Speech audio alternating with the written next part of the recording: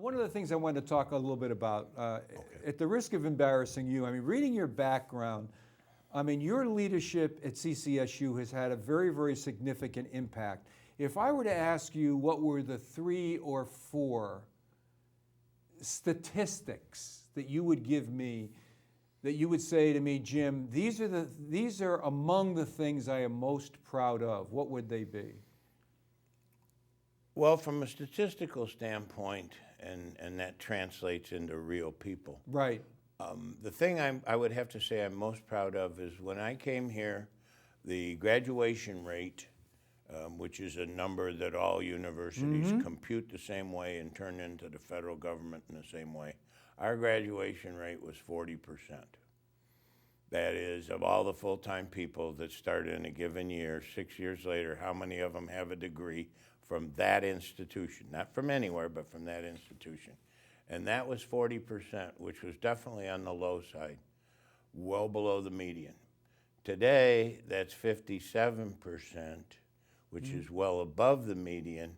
But what it really means is that about 240 more people a year earn a degree from Central than would have under our previous graduation rate. So when people say, well, that's just a number, I say, go ask those people. Yeah, you if it's translate just a that number. Yeah, actually from 40 to approximately 60, 20, that's a 50% increase. That's excellent. It's gone up tremendously, and the faculty and other administrators, the provost and all, they've done a terrific job of making that a priority. I knew we could do better when I got here than we have been, and I was right, and they did the work, and it happened. Excellent. How about the enrollment, Jack?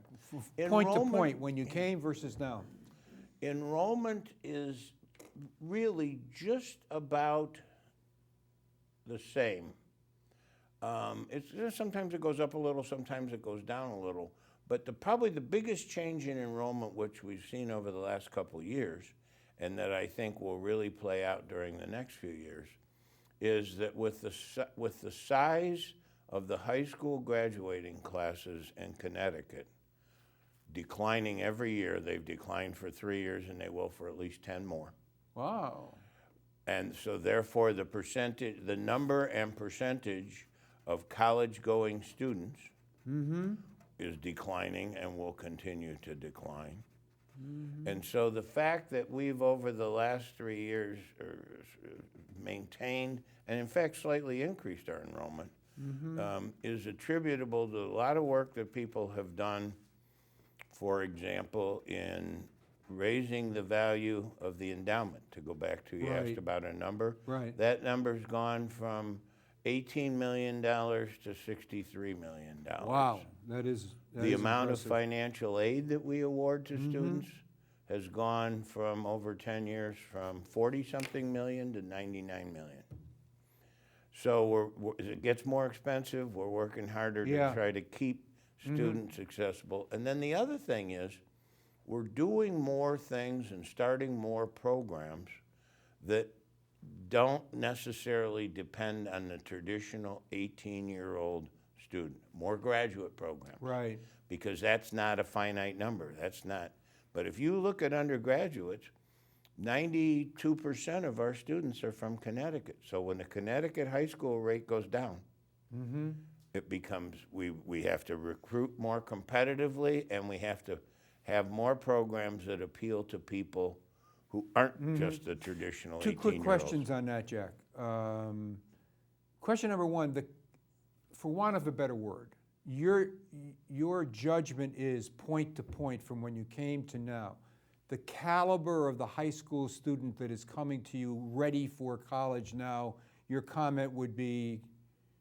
Hasn't changed much. Hasn't changed much. No, a lot of people like to believe it has. There's a tendency in education for everybody to blame the next one back down the line. Well, our college students aren't as good. Well, they weren't as good when they came from high school. Well, what about the high school? Well, what they're doing in the elementary school is not so good. Well, what's wrong with the middle? Well, what the parents do with them before they go. And it all goes down. But the truth of the matter is, if you look at SAT test scores, if you look at all of the normal profile indicators, our class is pretty similar to what it was 10, 12 years ago. How about the work ethic of the student? They're different. They're different. I mean, I can think back to just little examples that are, now everybody when they walk, the second they walk out of class, cell phones out, headphones are on, nobody's talking to anybody else. If they are, Jack, you're talking about my staff here. This is the students, They're- and they're very good, by the way. they're calling, Yeah. they're calling each other To say and they're walking in between side by buildings. side. Yeah. So clearly the way, Yeah, the way and they- that translates to the way people learn Right. things too. We had a big plan to do a huge addition on the library when I came here. Right. And as we looked at it, we said, there's fewer and fewer people checking out traditional sources of information. They're doing it online, they're doing it from home. In fact, even the librarians said, we don't need a big addition. In fact, we need to put some of these books in storage. We went through and took every book that hadn't been checked out for 6 years and put it in storage, and it was tens of thousands of books. And now, the bottom floor is like a cyber lounge with a Starbucks and plug in your computer, and the way people learn is different, but they still learn, and they're still smart. Listen, we've got probably 6, 7, 8 minutes left. One of the things that when I was reading about you and the school that interested me, and just talk a minute or so about this, is academic programs that you have that are addressing economic and workforce issues. That's a major issue. Would you talk about that for a few seconds?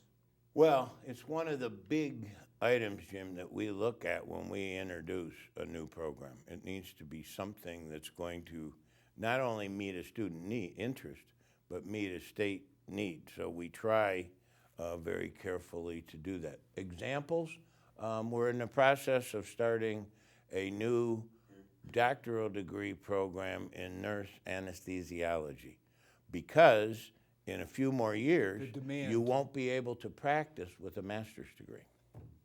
So we have to take the people who have master's degrees and get them in a higher level of training. That's an example, and that's obviously growing as the population gets older, the number of surgeries get older. Well, the medical career field, the curve of the slope Exactly. looks like that. Yeah. Manufacturing management, new programs in those areas. Modern language program, master's degree programs in Spanish, which becomes because of a the real population, plus to an demographic. employee. We reinstituted an MBA program, which had been closed for a long time. Right. Has tremendous growth. Good. Accounting. Well, I'm glad to hear you say that, Jack, and the reason that I am is that as a business person myself, irrespective of the nature of the industry that one is in, it's good to hear that there's a focus on the colleges and the universities on what's going to happen to the student when they get out, because they certainly haven't been going to school for, pick a number, 16 years, all the way through college to get a degree, not to get a job. Right. I mean, there's some pragmatics involved, and I'm glad to hear that. Listen, we've got about 4 minutes left, and in the 4 minutes left, because you are going to be retiring in the fall this year, let's make this part personal, Jack, right? Okay. What are you looking most forward to in terms of your retirement? Well, I might say it a little bit facetiously, but I'll quote a person I won't name, but an ex-president of Harvard who asked when what he was most looking forward to. He said he was most looking forward to having his own First Amendment rights restored.